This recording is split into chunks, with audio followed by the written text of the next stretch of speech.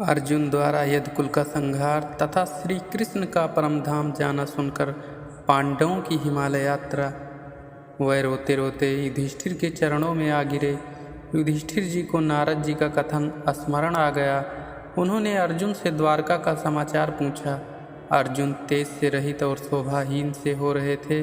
उनका मुख कमल सूख गया था और वह बड़े शोक के मारे आंसुओं को रोककर कुछ बोल ना सके। युधिष्ठिर अनेक प्रकार की शंकाएं करके उनसे बारंबार कुशल प्रश्न करने लगे। तब आंसुओं से भरे गदगद कंठ से मित्र श्री कृष्ण के शोक से संतप्त अर्जुन बड़े भाई युधिष्ठिर से बोले, महाराज क्या कहूँ, बंधु रूपी श्री कृष्ण जी ने मुझे छल लिया। उन्होंने देवताओं को भी आश्चर्य करने वाले मेरे तेज का हरण कर लिया। जिन श्री कृष्ण जी के आश्रय से मैंने स्वयंवर में राजा द्रुपद के घर आए कामदेव समान सुंदर राजाओं का तेज हरण कर लिया तथा धनुष को चढ़ाकर जो मैंने मत्स्य वेद कर द्रौपदी को प्राप्त किया। महाराज, जिन श्री कृष्ण जी की सहायता से मैंने मय को परास्त कर खांडों को वन को अग्नि के लिए दिया, अद्भुत शिल्पकार मय द्वारा जो मैंने आपकी शोभा भवन का निर्माण कराया, आपके राजसूय यज्ञ में राजाओं से अद्भुत भेंट प्राप्त किया, वही आज मैं दीन और अनाथ हो गया हूँ।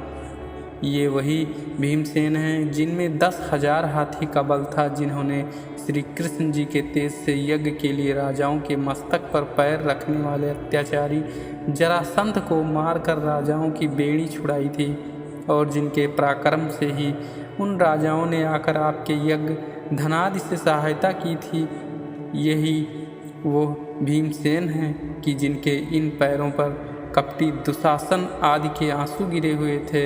इन्होंने दुष्ट दुर्योधन और दुरात्मा दुशासन से द्रौपदी के उस अपमान का बदला चुका लिया था, जिन्होंने इस पतिव्रता के साथ सभा भवन में जो अत्याचार किए थे उसके केस पकड़कर खींचे थे। तब मैंने या भीमसेन ने यह भी जो कुछ किया, सब में जनार्दन श्री कृष्ण जी की ही कृपा और सहायता थी। भला वह श्री कृष्ण जी हमारे कैसे हितैषी थे, जिन्होंने हमारे वनवास के समय दुर्वासा के आने पर अतिथि सत्कार के लिए उन्हें पराजित कर भली भांति लज्जित किया। अहो, उन्होंने एक कण साक में 84,000 ऋषियों को भरपेट भोजन देने की व्यवस्था कर दी थी। इन्हीं श्री कृष्ण जी की कृपा से मैंने किरात रूपी महादेव जी से युद्ध कर उन्हें परास्त किया था, जिससे प्रसन्न होकर देवादिदेव महादेव जी ने मुझे पाशुपत अस्त्र प्रदान किया था। श्री कृष्ण जी की कृपा से ही मैं इंद्रलोक में पहुँच देवराज इंद्र के बगल में आधे सिंहासन पर बैठ सका था। हाँ, वह श्री कृष्ण जी का ही प्रभाव था जो मेरे गांडीव में इतनी अद्भुत शक्ति आ गई थी। मैं उनकी कृपा से देवताओं को भी कुछ नहीं समझता था। विवश होकर देवताओं ने मेरा ही आश्रय लिया था, परंतु आज उन्हीं तेजस्वी पुरुष श्री कृष्ण जी ने मुझे छल लिया है। हाँ, मैं उनकी कृपा से अमित गंभीर तथा बड़े पराक्रमी भीष्म आदि के योद्धाओं सहित दुर्दश कौरव सेना रूपी समुद्र को बिना परिश्रम ही पार कर गया। उनकी कृपा से मैंने विराट नगर में अकेले ही युद्ध में लगकर समस्त कौरवों को मार गिराया था। वह लाख चेष्टा करने पर भी राजा विराट की गौएं नहीं हरण कर सके।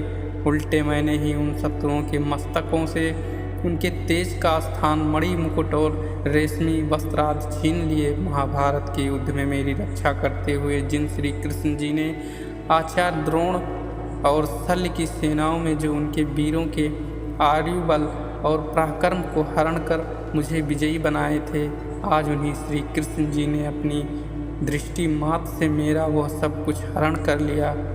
जहाँ वह श्री कृष्ण जी मुझे अपना दाहिना हाथ समझते थे और जो मैं उनकी कृपा से द्रोणाचार्य, भीष्म, कर्ण, अश्वत्थामा, शल्य, जयद्रथ और वाहिक आदि राजाओं का मान मर्दन करने में समर्थ हुआ था, वही श्री कृष्ण जी की, जिनके चरणों की भक्ति करके मनुष्य आवागमन से मुक्त हो जाते हैं।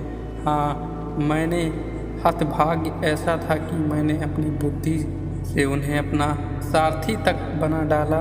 युद्ध क्षेत्र में जब मेरे रथ के घोड़े थक गए और मैं रथ से नीचे खड़ा हो गया, तब उन जनार्दन की ही कृपा से रथों पर सवार युद्ध करते हुए शत्रु मुझे न मार सके। आज श्री कृष्ण जी के मुख से निकले हुए वे शब्द जो समय समय पर हंसकर मुझसे हे अर्जुन, हे सखा, हे कुरुनंदन, हे पार्थ कहा करते थे, बड़े कष्टप्रद हो रहे हैं। यद्यपि कभी भोजन अथवा एकांत के समय मैंने हंसी में उनका अपमान भी कर दिया तो भी उन्होंने उसे हंसकर टाल दिया।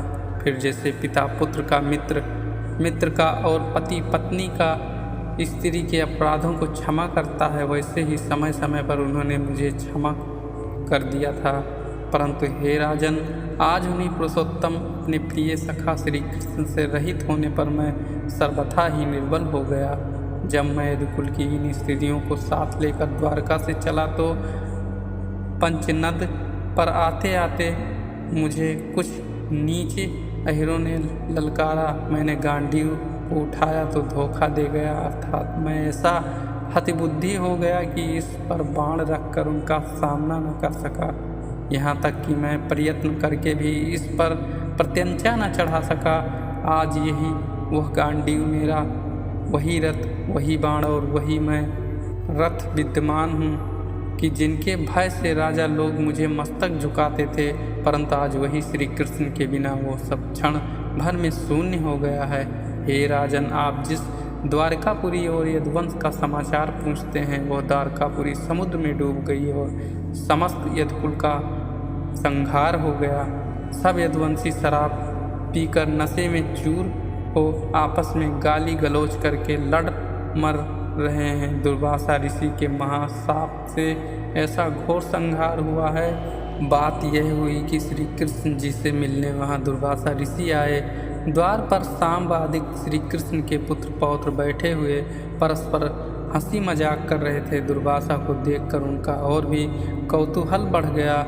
सबों ने सांब को स्त्री बनाकर उसके पेट पर कपड़ा आदि बांधकर ऊंचा कर दिया और उसे खूब सुंदर साड़ी पहना, चद्दर ओढ़ाकर महर्षि के आगे खड़ा करके पूछा, हे ऋषि, कहिए इस सांब की स्त्री के पेट से क्या उत्पन्न होगा।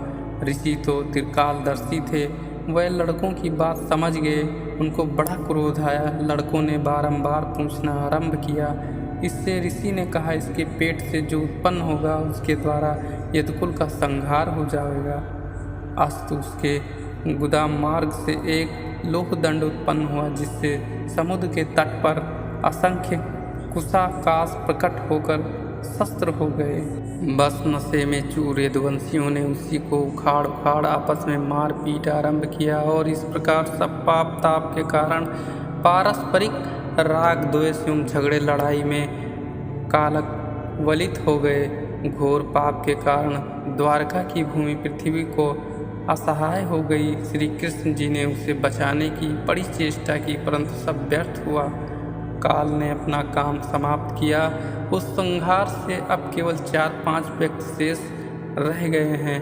प्रायः यह भगवान की लीला है, जो परस्पर में सबको लड़ाकर प्राणियों का नाश तथा पालन करता है। हाँ, उस समय श्री कृष्ण जी ने मुझसे जो वचन कहे हैं वह अब मुझे तीर की तरह चुभ रहे हैं। युधिष्ठिर से ऐसा कहते कहते श्री कृष्ण जी के ध्यान में निमग्न अर्जुन चुप हो गए। तब महाभारत युद्ध के आरंभ में श्री कृष्ण जी ने जो उन्हें वेदांत गीता की शिक्षा दी थी, उस पर विचार करते हुए वह जीव ब्रह्मा की एकता पर आकर संशयहीन हो गए। तब अर्जुन के मुख से यदुकुल का नाश और श्री कृष्ण जी की परमधाम यात्रा का समाचार सुनाकर उसी दिन अविवेकी लोगों के अधर्म का हेतु कलयुग वर्तमान हो गया।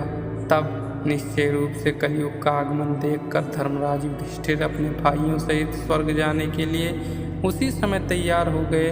उन्होंने अपने पौत्र परीक्षित को पृथ्वी का राज सौंप दिया।